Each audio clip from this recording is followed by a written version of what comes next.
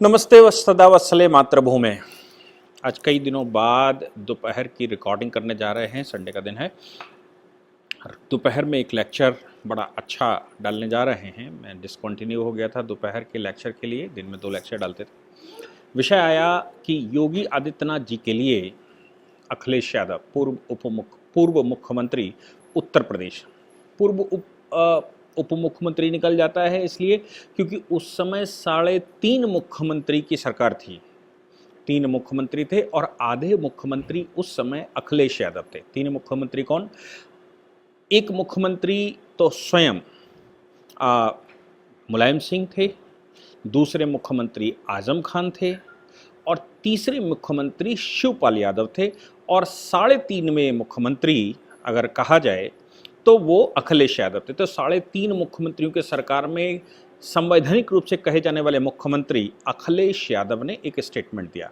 उन्होंने कहा, मेरे अब्बा के लिए अगर कुछ गलत कहा जाएगा, मतलब मेरे पिताजी के लिए अगर कुछ गलत कहा जाएगा तो मैं भी योगी जी के पिताजी के बारे में बोलूँगा। अब सवाल यहाँ पर यह है कि उनके पिताजी के लिए गलत कह क्या दिया गया। दूसरी बात यह भी है कि कौन कौन सी ऐसी बातें हैं जिन बातों में मुख्यमंत्री जी को, उप मुख्यमंत्री जी को या पूर्व मुख्यमंत्री जी को जो बोलना चाहिए था वो तब नहीं बोले, लेकिन उनको ये स्टेटमेंट बड़ा बुरा लग गया। वो स्टेटमेंट क्या है मैं आपको बता। योगी जी पहुंच गए। देखिए, वो सच बोल रहे हैं कि हमने कहा था कि रामलला हम आएंगे, मंदिर वहीं बनाएंगे, ये हम ही ने कहा था। और हमने कितना सच किया है। आज जब अयोध्या में राम जन्मभूमि के भव्य मंदिर निर्माण का कार्य शुभारंभ हो चुका है, उनके अब्बा जान तो कहते थे कि हम परिंदा भी पर नहीं मारने देंगे। और उस इंटरव्यू में उस एंकर ने पूछा कि आप झूठ बोलते हैं, ऐसा कहा अखिलेश यादव ने या समाजवादी पार्टी कहती है। उन्होंने कहा, मैंने क्या झूठ बोला? हमने 1989-90 में भी कहा था रामलला हम आएंगे, मंदिर वहीं बनाएंगे, ये नारा हमने दिया था और हमने वहां बनाया, भव्य राम मंदिर बन रहा है। उनके अब्बा ने, शब्द यहाँ पर अब्बा है, उनके अब्बा ने कहा था कि परिंदा भी पर नहीं मार सकता। तो हमने तो अपना वादा पूरा किया। उनके परिंदा पर नहीं मार सकता, उनकी सिक्योरिटी कहाँ गई वो देखने की बात है। इस अब्बा जान के स्टेटमेंट के ऊपर अखिलेश यादव जी को बहुत बुरा लग गया और उन्होंने, मुख्यमंत्री योगी आदित्यनाथ जी ने तो नहीं कहा था कि आप मुस्लिम हैं या मुस्लिम बात कर रहे हैं या आप हिंदू नहीं हैं। अखिलेश यादव अपना एक सर्टिफिकेट सेल्फ मूव्ड देने लगे और कहने लगे मैं उनसे बड़ा हिंदू हूँ। यानी कि उनको डाउट होने लगा कि वो हिंदू हैं। अब वो बड़े और छोटे हिंदू की बात करने लगे। मैंने आज तक नहीं सुना कि मैं छोटा हिंदू या बड़ा हिंदू कैसा होता है। मैं एक हिंदू हूँ, मैं छोटा हिंदू हूँ या बड़ा हिंदू हूँ, ये तो मुझे मालूम ही नहीं पड़ा कि मैं छोटा हूँ या बड़ा हूँ। हिंदू तो हिंदू होता है, छोटा बड़ा नहीं होता है। छोटा बड़ा अगर कोई होता है तो मुसलमान होता है। मुसलमान जो खाड़ी का मुसलमान है वो कहता है मैं ओरिजिनल मुसलमान हूँ। हिंदू कभी ओरिजिनल हिंदू और डुप्लीकेट हिंदू की बात नहीं करता, लेकिन खाड़ी के प्रिंस कहते हैं या खाड़ी के लोग कहते हैं हम ओरिजिनल मुसलमान हैं। और हिंदुस्तान, पाकिस्तान, बांग्लादेश, अफ़गानिस्तान ये सब कन्वर्टेड मुसलमान हैं, इसलिए ये हिंदी मुसलमान हैं।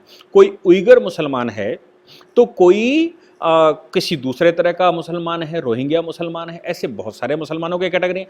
लेकिन वो भाषा जो मैं बड़ा मुसलमान हूँ, मैं बड़ा 900 प्रकार के मुसलमानों में या जो 72 बड़े फ़िरके हैं उन 72 बड़े फ़िरकों में मैं बड़े फ़िरके का मुसलमान हूँ, ये सब मुसलमानों में चलता है। वही भाषा बोलते हुए अखिलेश यादव ने कहा कि मैं बड़ा हिंदू हूँ, योगी जी से बड़ा हिंदू हूँ। इसलिए क्योंकि सैफई में आप चले जाइए, वो अभी भी उत्तर प्रदेश के मुख्यमंत्री नहीं, सैफई के ही मुख्यमंत्री रहे। उन्होंने कहा इसलिए आप सैफई में जाइए, बहुत पुराने मंदिर बने हुए हैं। किसने कहा कि वहाँ हिंदुस्तान में पुराने मंदिर नहीं बने हुए हैं? लेकिन तुम्हारे अब्बा जान के मित्रों ने, तुम्हारे अब्बा जान जिन जो पार्टी बनाई उसके जो मेन सपोर्टर रहे, उन्होंने हिंदुओं के मंदिर तोड़े हैं। आप सौभाग्यशाली रहे होंगे कि सैफई का मंदिर नहीं टूटा। अब्बा के बयान पर उनको बड़ा बुरा लगा और कहा कि मेरे पिताजी के लिए गलत कह दिया। अब अब्बा कौन से मायने में गलत है? उर्दू भाषा तो आपने ही शुरू की थी, उर्दू के परमानेंट टीचर भी आपने ही अपॉइंट किए थे, और उर्दू के जो टीचर अपॉइंट किए थे उन टीचर्स को लेकर योगी सरकार ने उनको डिसकंटिन्यू कर दिया था कि उर्दू के टीचरों की अब उत्तर प्रदेश में सरकार की आवश्यकता नहीं है, क्योंकि माइनॉरिटी में अगर माइनॉरिटी स्टेटस है मुसलमानों का तो फिर उर्दू के इतने बच्चे कहां से आ जाएंगे जो उर्दू पढ़ेंगे, इसलिए उर्दू के टीचरों की आवश्यकता नहीं है, वो डिसकंटिन्यू रखते हैं। हालांकि वो इलाहाबाद हाई कोर्ट में मैटर है, इलाहाबाद हाई कोर्ट ने एक टिप्पणी भी की है कि भाई इसका माइनॉरिटी मेजोरिटी से क्या लेने देना है, आप उर्दू की नई भर्ती मत करिए लेकिन पुराने टीचर को डिसकंटिन्यू नहीं करिए, ये सरकार का अपना विषय चल रहा है। तो उर्दू ये डिसकंटिन्यू करना चाहते हैं, लेकिन आपके अब्बा ने तो उर्दू कंटिन्यू की, और पिता को उर्दू में अब्बा कहते हैं। तो जब उर्दू लाने वाले आप हैं तो उर्दू शब्द के अनुसार अगर अब्बा कह दिया तो क्या बुरा कह दिया योगी आदित्यनाथ जी ने। अच्छा, आदित्यनाथ जी के इस स्टेटमेंट पे तो बहुत बुरा लगा, लेकिन आगरे में आपकी पार्टी के बड़े नेताओं का एक सम्मेलन हो रहा था, उनको ले जाया जा रहा था, उस समय जो नारे लगे, आपको बताऊं क्या नारे लगे? समाजवादी पार्टी जिंदाबाद, जिंदाबाद, समाजवादी पार्टी जिंदाबाद, जिंदाबाद,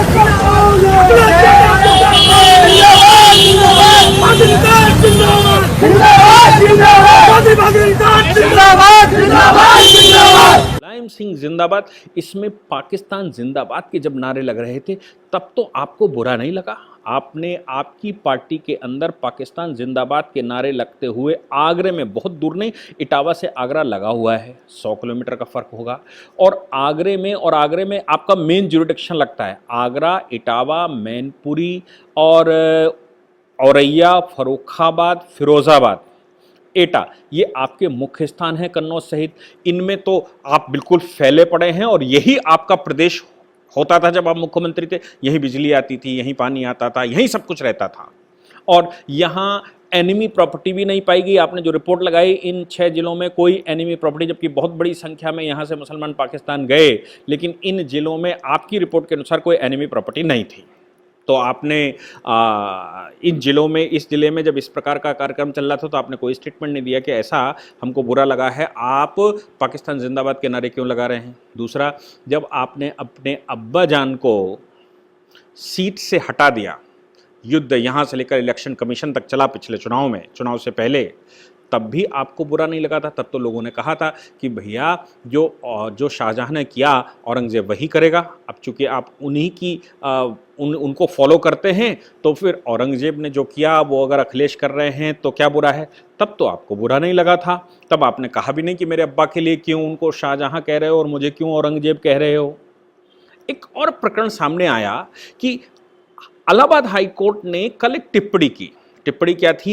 एक Abdul Rahman versus state of Uttar Pradesh का मामला था। एक माइनर लड़की का रेप किया लड़के ने और उसकी वीडियो बनाई, वीडियो बनाकर उसके माता पिता को दिखाई, लड़के जिसने रेप किया उसके बाप ने दिखाई, और दिखाकर कहा कि लड़की का विवाह निकाह हमारे लड़के से कर दो। ये वीडियो है उसकी, रेप की वीडियो, माइनर लड़की की रेप की वीडियो, कहा इसका निकाह मेरे लड़के से कर दो और इस्लाम स्वीकार कर लो।